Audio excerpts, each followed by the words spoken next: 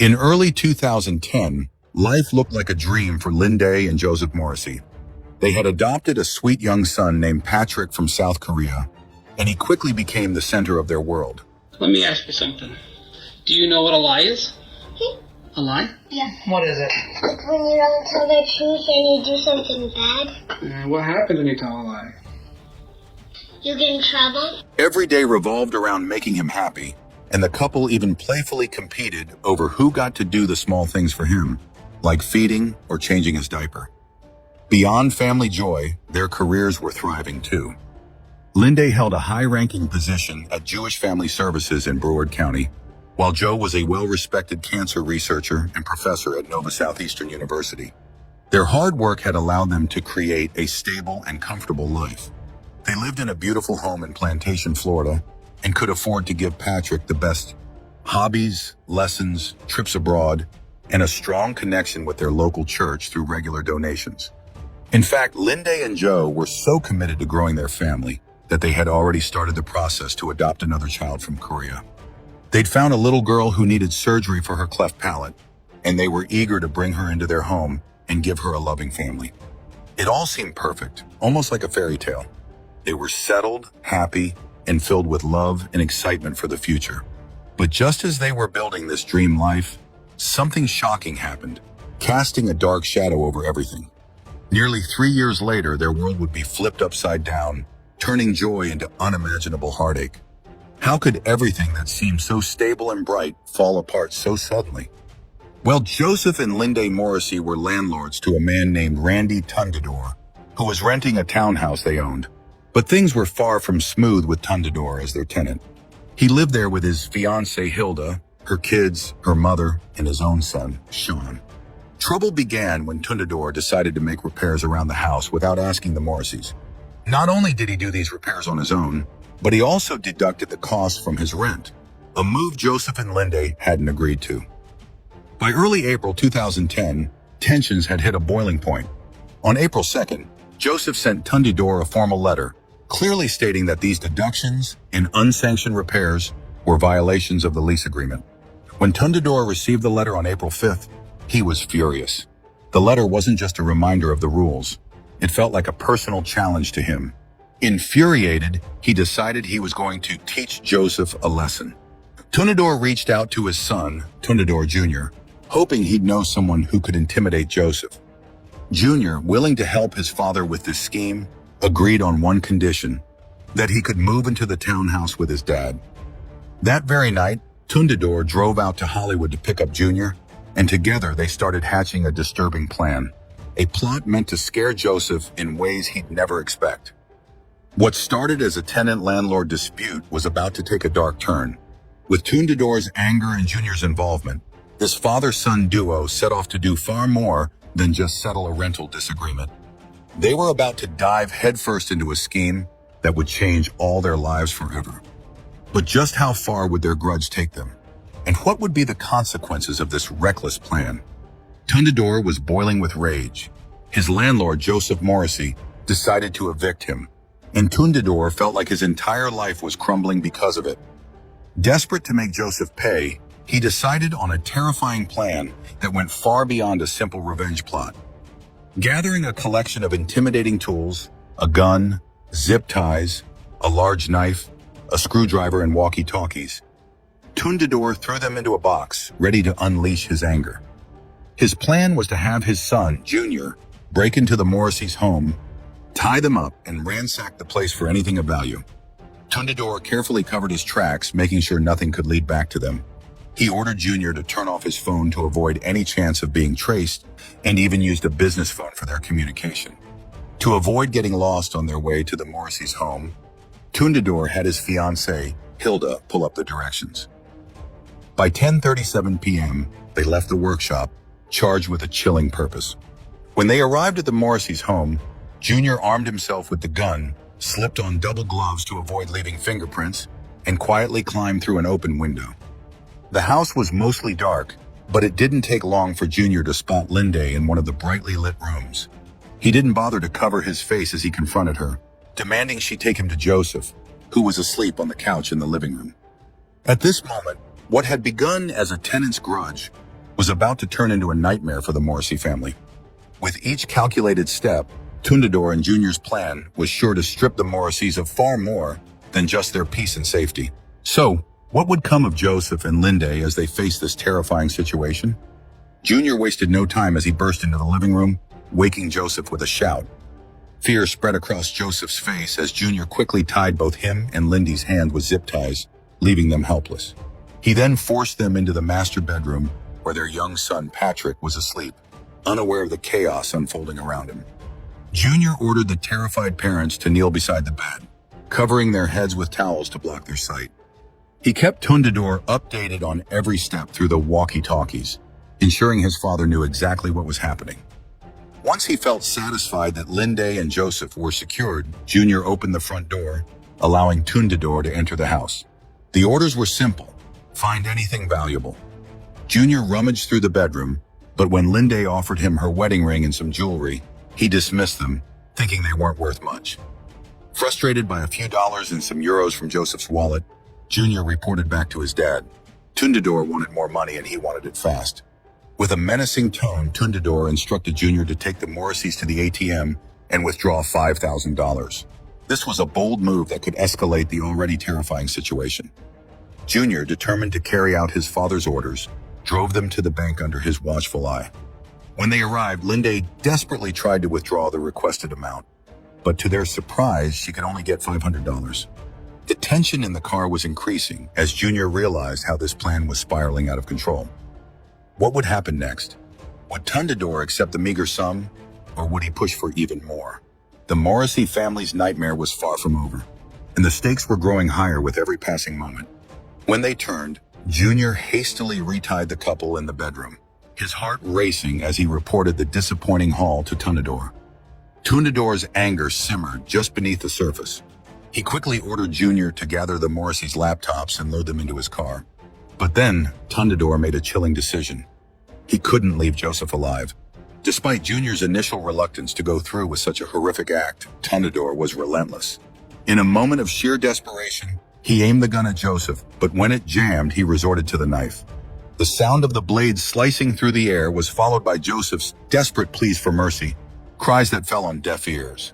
Tundador, lost in a rage-fueled frenzy, repeatedly stabbed Joseph, ignoring the horror of what he was doing. But the nightmare didn't stop with Joseph. Tundador, wanting no witnesses to his brutal act, decided that Linde and little Patrick had to go too.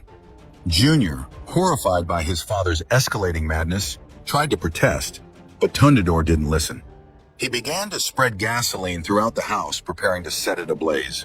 The weight of the situation crashed down on Junior. He was paralyzed by fear, torn between his father and the innocent lives at stake. In a terrifying moment, Tundador lit the fire, a blaze that quickly consumed everything around it. As flames roared to life, they fled the scene, leaving behind a trail of chaos and devastation. It was a night filled with unimaginable cruelty, a moment that would change the Morrissey family forever. In the aftermath of that horrific night, Linde, who had been tied up during the attack, somehow managed to free one of her hands. The adrenaline coursing through her veins pushed her to act, even as she couldn't help Joseph during his desperate fight for life. The horror of that night would haunt her, but she knew she had to find a way to survive for Patrick's sake.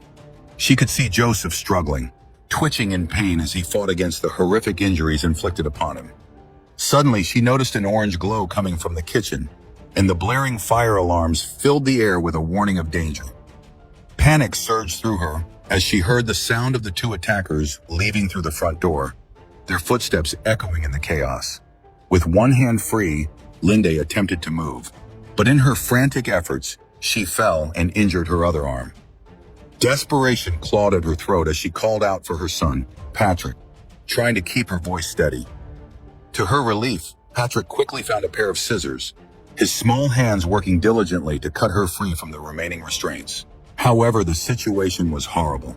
The house was already filling with thick, acrid smoke, making it difficult to breathe.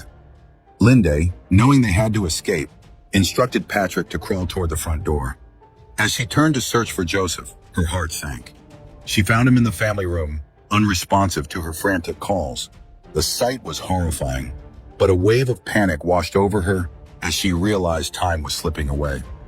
Rushing outside, Linda screamed for help, her voice echoing in the empty night, but there was no one around to answer her cries. She turned back, wanting to save Joseph, only to discover the floor was wet beneath her. The horrifying realization hit her. It was because Joseph was on fire.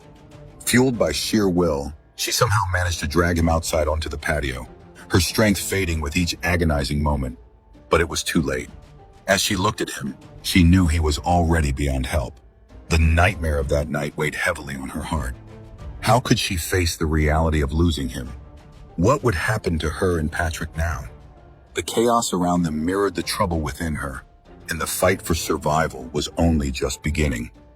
As Linda desperately dragged her husband outside, Patrick, showing remarkable courage for his age, raced to a neighbor's house. They quickly called 911, and soon an officer arrived at the scene. I know earlier you said you knew something about some robbers or something? Yeah. Like what? A robber attacked our house and my dad died. The officer was met with a horrifying sight. The house was engulfed in thick smoke, and Joseph's bloodied body was tied up on the patio. The acrid smell of gasoline hung heavy in the air, adding to the sense of dread. Inside, the officer noticed a gas can in the living room and flames flickering dangerously in the kitchen. The next morning, Detective Kendall arrived at the chaotic crime scene. After speaking with Linda, one of the survivors, he quickly focused on Junior as a potential suspect.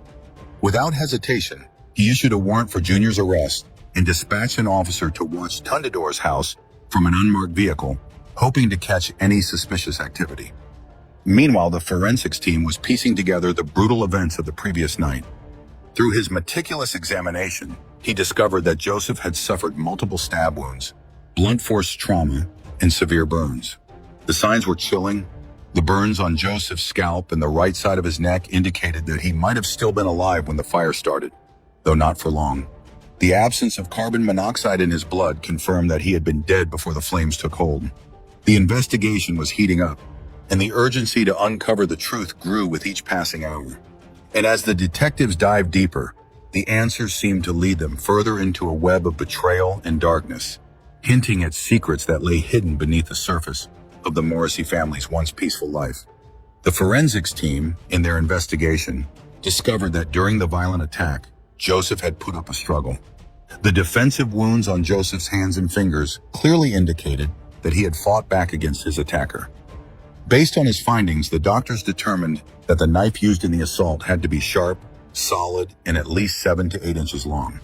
This description matched a Bowie knife that was later found missing from Tundador's collection, which police subsequently recovered during their investigation. Meanwhile, Junior's narrative began to unfold. He claimed that after they left the Morrissey home, he and Tundador drove back to Tundador's business. There, Tundador handed Junior $60 to buy drugs. When Junior returned about an hour later, he noticed something chilling. Tundador had burned the clothes he wore during the attack and had changed into a fresh set. The atmosphere was tense, and it was clear that they were trying to erase any trace of their horrific actions. They didn't stay at the business for long. Upon returning to Tundador's townhouse, Tundador handed Junior the cleaned and ground down knife, instructing him to dispose of it. Without hesitation, Junior followed these orders and tossed the weapon into a nearby lake, believing it would remove any connection to the crime. The rest of his night was spent in Tundador's garage, using drugs, seemingly unconcerned about the brutal events that had just transpired. The following day, when the police arrived at Tundador's house to question Junior, he panicked and hid in the attic, avoiding any confrontation. After the police left, Tundador warned Junior that law enforcement was actively looking for him. Fear gripped Junior as he realized the gravity of their situation and the lengths they had gone to in order to escape the consequences of their actions. The web of deception was tightening, and with every passing moment, the risk of being caught loomed larger. Junior remained hidden in the attic, consumed by his drug use until the early hours of the next morning. Eventually, Tundador woke him up and instructed him to leave the house. Junior made his way to a gas station, but in a crucial misstep, he made a few phone calls. This careless action allowed the police to track his whereabouts, leading to his arrest just 45 minutes after he arrived at the station. At the gas station, news spread that the person of interest in the murder of Professor Joseph Morrissey was now in police custody. Tundidor's father was understandably distraught, standing outside his shop with little to say. He expressed his unwavering support for his son, stating, "He's my son. I love him to death, and I'm going to support him to the end." Once in custody, Junior found himself sitting across from Detective Kindle at the police station. He defended himself firmly, maintaining his innocence by saying he had no connection to the murder and didn't know who was responsible. He expressed a desire to clear his name, insisting he hadn't committed the crime. He tried to depict himself as a victim of circumstances, portraying Tundidor as a supportive father who had always tried to steer him in the right direction, even though he had made his own mistakes. Tundidor, he emphasized, was a hardworking, respectable man who would never commit such an act. Detective Kindle remained skeptical, noting that he suspected Junior's involvement in the case and stating that they needed to clear the air. Junior, sensing the weight of the situation, responded with a hint of urgency, agreeing that they definitely needed to clear things up. The atmosphere grew tense, with both men knowing the truth had to emerge, though the path was challenging. Kindle was resolute in uncovering the facts, while Junior's future hung dangerously on how events would unfold from there. On April 7th, Junior was sitting across from the detective, spinning a fabricated story to deflect blame from himself. He tossed around names of supposed accomplices, hoping to divert attention. However, his story lacked credibility and began to unravel. A few weeks later, on April 29th, Junior met with the detective again. This time, he opened up more about the truth, although he still held back certain details. He realized that Tundidor, his own father, was attempting to pin the entire crime on him and his brother, Sean. Feeling betrayed and trapped, Junior decided it was time to come clean and testify against his father and brother. He revealed that Tundidor had been scheming to scam Joseph Morrissey out of money. Junior explained how his father had broken light switches in the rented townhouse and faked a slip-and-fall injury in an attempt to sue Joseph. Junior revealed that there had been nothing wrong with the light switch, and that the supposed fall down the stairs was entirely fabricated, a part of his father's fraud. When further questioned, Junior expressed that although his brother Sean was many things, he wasn't capable of murder. Then, in a moment of urgency, he admitted outright that his father had been the one responsible. He recounted his father's chilling warning to keep silent, with a threat to kill him if needed. Junior knew when he saw the news headline that everything had spiraled out of control. When he confronted his father, Tundidor's cold response was simply, "Dead man can't evict me." Junior's heart raced as he finally came to terms with the reality of the situation. He was caught in a web of betrayal, and the only way out was to confront the truth, even if it meant turning against his own family. The stakes had reached an all-time high for Junior, but in exchange for his testimony against his father, the state agreed to reduce his charges to second-degree murder, eliminating the possibility of the death penalty. This deal also included a plea of guilty to other lesser charges, sealing his decision to finally tell the truth. He reflected on the moment he saw the headline about the gruesome events that unfolded that night. "I knew right when I saw that headline on the news that it was done." Meanwhile, the police were carefully piecing together the evidence. They executed a raid on Tundidor's business and uncovered a chilling array of items linking him directly to the crime.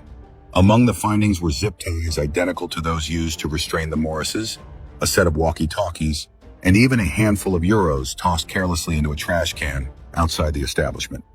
Investigators documented a charred area in the parking lot, meticulously collecting samples of the residue left behind. Security footage captured the scene from the early hours of April 6th, revealing the area being deliberately set ablaze at precisely 2:30 a.m., a damning piece of evidence against Tundidor. In the middle of these developments, a dramatic confrontation unfolded between Tundidor and his elder son, Sean. The atmosphere was thick with tension as Sean pressed his father for the truth. In a surprising moment of honesty, Tundidor admitted to Sean that he hadn't initially intended to kill Joseph Morrissey that fateful night. He confessed that it was supposed to be a robbery, his voice filled with desperation. Junior had been led to believe that the payoff would simply be money for drugs, but the situation spiraled far beyond their expectations. This shocking truth drove a bigger wedge between Sean and his father. Sean struggled to accept what his father had done and the serious impact it would have on their lives. The family was now engulfed in a nightmare, torn apart by greed, betrayal, and a tragic turn of events that would haunt them forever. But things had escalated far beyond a simple theft. As Sean tried to piece together the events of that harrowing night, he recalled a pair of white sneakers he had left in the car. Tundador's response sent a shiver down Sean's spine. "They're not white anymore. Not when I was done with them," he replied, implying that the shoes were stained during the violent events at the Morris' home. The situation grew even more heated as Tundador ranted about Joseph trying to evict him, insisting that he couldn't allow his family to be thrown out onto the streets. He boasted that nobody messed with Tundador and that nobody would get away with it, which revealed a motive driven by revenge and desperation. With chilling calmness, Tundador instructed Sean to fetch the rent checks from the mailbox, grimly noting that they no longer needed to pay the landlord since he was dead. Realizing the depths of his father's depravity, Sean made a crucial decision. He chose to cooperate with the police by wearing a wire to record his conversations with Tundador. This strategic move would ultimately lead to evidence that would prove crucial in the courtroom. On the tape, jurors heard Tundador recount the night of the crime, detailing how Junior had directed the Morrises to the bank to withdraw money. He even boasted that Linde couldn't point him or Junior out in a lineup, underestimating her ability to identify them. Even more chillingly, Tundador revealed his strategy to deflect blame onto a supposed accomplice named Will, insisting that he wouldn't allow Junior to shoulder the murder charges alone. This revelation not only solidified his guilt, but also exposed a web of deception and manipulation that would unravel in the courtroom, forever changing the lives of everyone involved. And as the truth began to surface, the stakes grew higher, and the consequences of their actions emerged large on the horizon. His confidence echoed through his words as he boldly declared that the murder weapon would never be found. Tundador even went so far as to warn Hilda and Sean against prying into the details or questioning his actions, asserting his control over the situation. However, the unfolding drama didn't end with the tape. During the trial, defense attorneys mercilessly grilled Sean, honing in on his initial police statements, where he lied to provide Junior with an alibi. As the tension mounted, he ultimately confessed that Tundador had admitted to the murderous actions at the Morris' home. Sean recounted the tense as he remembered his father bragging about the crime. He recalled that Tundador boasted about stabbing Joseph multiple times, treating the incident like a joke. Despite the seriousness of the situation, Tundador seemed to enjoy discussing his dark actions, showing no remorse for what he had done. But one man took the stand and threw well-known and well-respected criminal defense lawyer Jim Lewis under the bus. The trial took another dramatic turn when a well-known and respected criminal defense lawyer, Jim Lewis, found himself thrown under the bus. One witness claimed that Lewis, who had at one point represented both Tundador and Junior, instructed his clients to destroy crucial evidence linked to the case. This evidence included the gun used to rob and intimidate Joseph Morrissey and his family, revealing a deeper layer of corruption and fraud within the legal proceedings. The jurors were confronted with a troubling narrative: a father's betrayal, a son's entanglement in crime, and a legal system grappling with the implications of suppressed evidence and coerced confessions. With every new finding, the stakes grew higher, setting the stage for a dramatic confrontation between truth and deceit that would determine the fate of those involved. The shadows of the past emerged, leaving the courtroom in a suffocating silence as the weight of the decisions made began to sink in. But here's the twist. Tundador's lawyers tried to shift the blame onto Junior and Sean, claiming they were the real murderers. They focused on the parts of Junior's statements to the police that didn't add up and mentioned some strange things he had said to other inmates while in jail. They also talked about Tundador's health issues, trying to convince everyone that he couldn't commit such violent acts. Despite their efforts, the evidence against Tundador was very strong. The trial went on with both sides arguing fiercely about the facts.